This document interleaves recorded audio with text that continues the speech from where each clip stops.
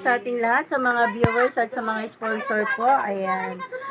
Ngayon po, andito po tayo sa Purok Uno, Tanawan, Dingalan, Aurora para puntahan po natin yung inilalapit po sa atin na bata na wala pong butas yung puwet na matagal ko na po talagang, matagal na pong inilapit po sa akin. Subalit, naging busy po kami doon sa pinauwi namin ng taga Mindanao at yung pinaoperahan po namin. Kaya ngayon lang po kami nakapunta dito sa Tanawan. Ayan, tara po at silipin po natin para po makita natin yung kalagayan ng bata. Ayan. Handang hapon po. Magandang hapon din po. Ayun po, tuloy po kayo. Ayan. Ito po ba, nanay, yung anak ni nanay? Ayan. Anong pangalan niyo, nay? Jessica po. Jessica po. Jessica po. Tapos si baby po, Angelo. Ayan. Ilang taon na po siya? Harap ka Ilang taon ka na, bebe? Ha? 8 ang pogi mo. Dito ka harap. Dito ka harap. Ayan, kapogi. Oh. 8 ka na. Nag-aaral ka na ba, anak? Oh, happy ka naman sa school. Opo. Nanay, ano po ba? Nadala niyo na po ba to sa hospital para ano pong nasabi ng doktor?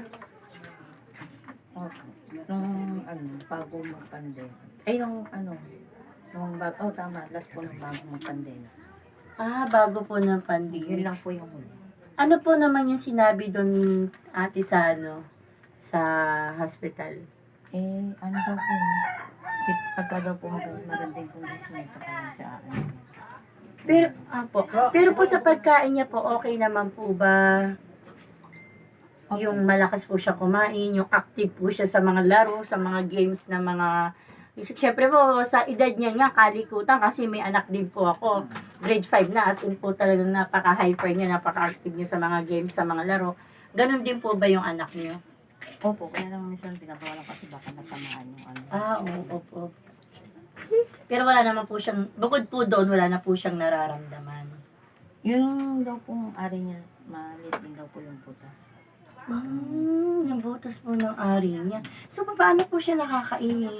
Nakakain naman po, kaya lang pag umihi siya, paupo. Yung madalas siyang paupo. Ay, oo po. umiiring. Parang umiiring. Ganon. Ngayon lang ako nakaalam ng ganon. Ayan. Sa mga sponsor po, sa mga viewers na nanonood po, ayan, sa sumusubaybay po ng aking charity vlogger ng Chinese Vlog, ito po tayo ngayon para po, sana po matulungan po natin si baby na maano po natin, matulungan na maoperahan po yun, magkaroon po siya ng tamang labasan po ng kanyang dumi. Kasi siya po wala pong butas yung puwet niya. At yun nga po yung, kaya po, i-design po sa atin ng nanay niya para po matulungan natin si baby na maoperahan po sa madaling panahon po. Ayan.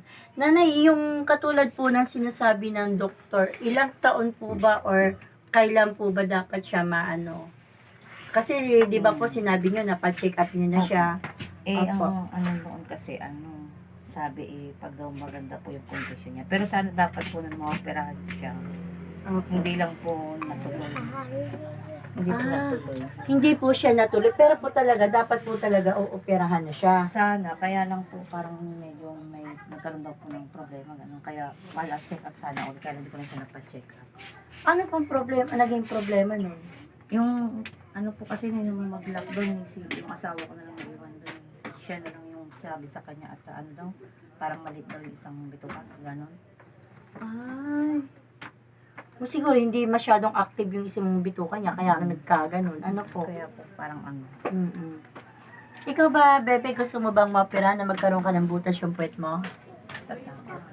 Natatakot ka? Pray ka lang kay Lord, Sabi mo, Lord, bigyan niyo po ako ng sponsor na matulungan po ako.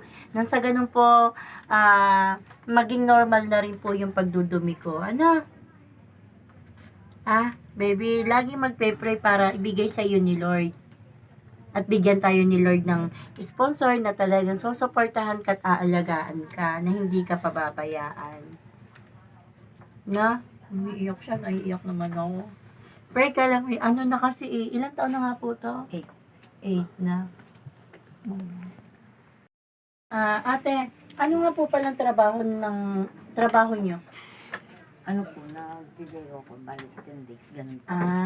Si kuya po. Nagko-construction po, minsan nag-akyat ng buko.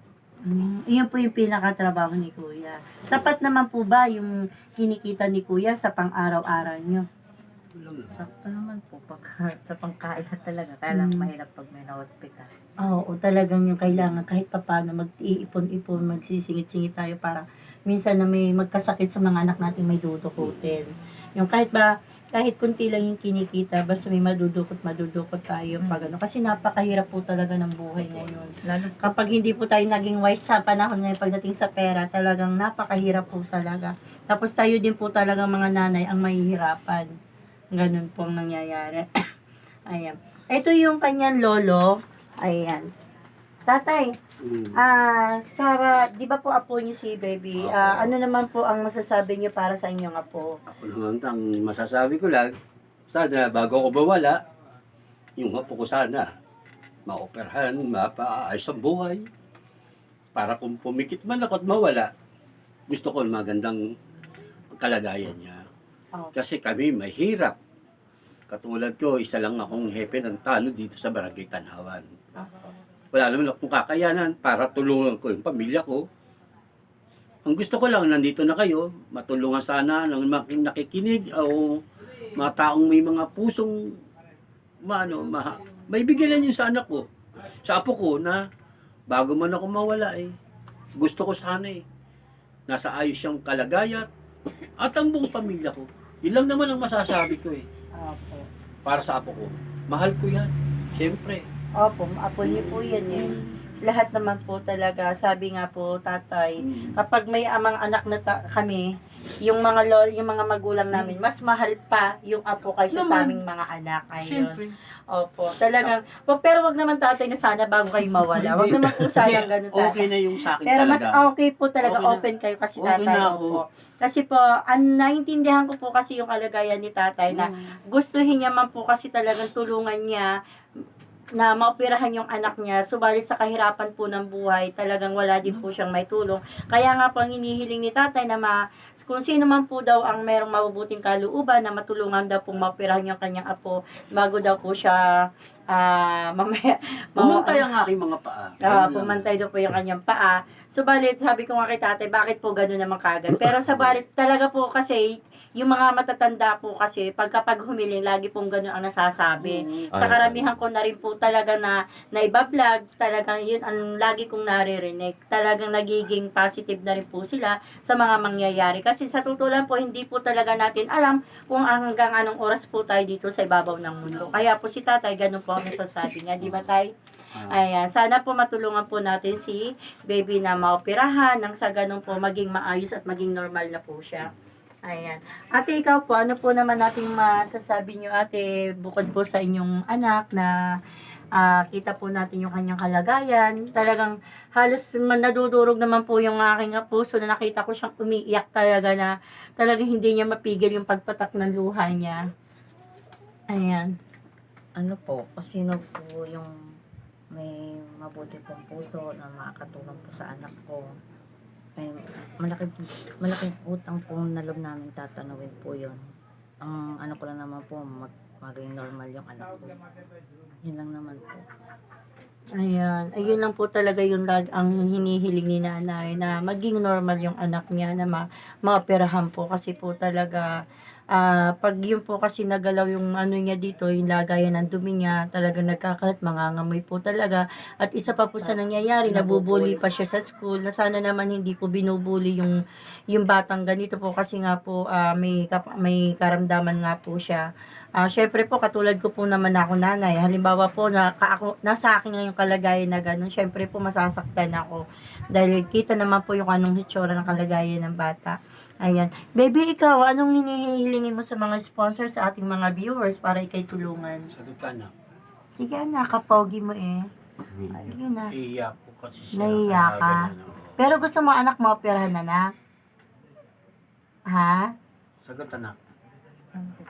Hindi siya. Ha? Nabigla siya. Nagulat ka ba nang dumating kami? Gising lang. Ay, kagigising niyo lang. Pero pogi siya eh. Oh, pogi naman siya eh. Basta, baby, magpe-pray ka palagi, bago matulog, pagkagising mo sa umaga. Kasi hindi ka pababayaan ni Lord, Active naman po siya sa Bible. Ay, active siya sa Bible. Yun ang magaling, yun ang maganda. Lagi siyang magaling sa mundo. Ayan. Diyan mo sa'yo. Diyan mo sa'yo. Yan po. Sana po matulungan po natin si baby na maoperahan sa mga sponsor, sa mga viewers po, sa ating mga nakakaluwag po ng kabuhayan po na matulungan po natin. Sa kaunting tulong niyo po, malaking katulungan na po ito para sa bata na maoperahan pag pinagsama-sama po natin. Ayan. Sana po, higit pa po dyan yung dumating sa buhay ni baby na marami pang tumulong sa kanya na mga na mababait po at may